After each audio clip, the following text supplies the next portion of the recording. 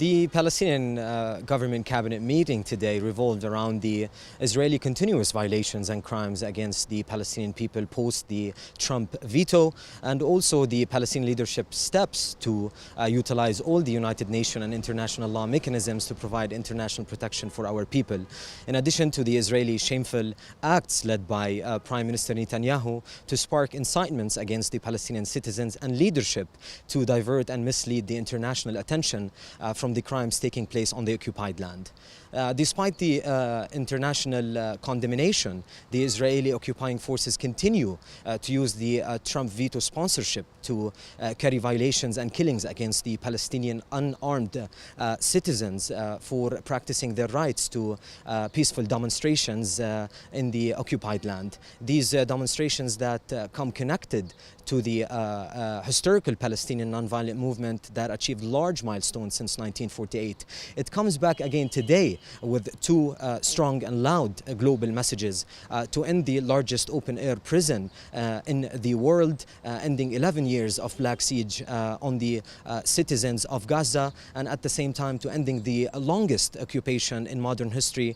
which comes as a first step to the formula of peace based on justice and the ending of the Israeli denial of the Palestinian rights. In the same context, the Israeli occupying forces executed the 21-year-old Palestinian youth Azzeddin al-Tamimi that was shot from a 50-meter distance, 10 meters away from the bedroom of his parents, and left for 30 minutes bleeding with no medical assistance. The Palestinian government strongly condemns the Israeli violations and extrajudicial killings against our citizens, which comes as a direct violation of all United Nations resolutions, international law and humanitarian law. The Palestinian government also strongly condemned the Israeli shameful acts led by Prime Minister Netanyahu to spark incitements against the Palestinian citizens and the Palestinian leadership in his recent trip to Europe. This came translated also with the Israeli new discussion to carry a new legislation to forbidden the filming of the Israeli soldiers and sentencing violators to 5 to 10 years of jail. The Palestinian government sees this dangerous legislation comes to cover the Israeli crimes against the Palestinian people and also encourage the Israeli soldiers to carry more crimes and violations against our people, and also comes to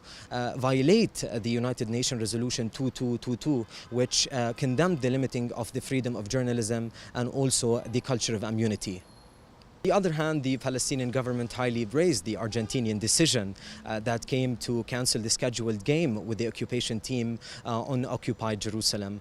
This moral decision that came to score a hat-trick for justice, equality and the Palestinian right, and also raise a high red card in the face of the Israeli violations and crimes against the Palestinian people. The Palestinian government also sends its sincere gratitude to the Palestinian Football Federation and the international organization that supported such decision. The Palestinian government strongly condemned the Israeli mocking of the Argentinian decision that came with a strong message that Israel cannot be associated with values that doesn't stand for. The oppressor cannot choose its judge this time, and this time the veto did not come to support the Israeli immunity, but it came from a grassroots level to hold Israel accountable.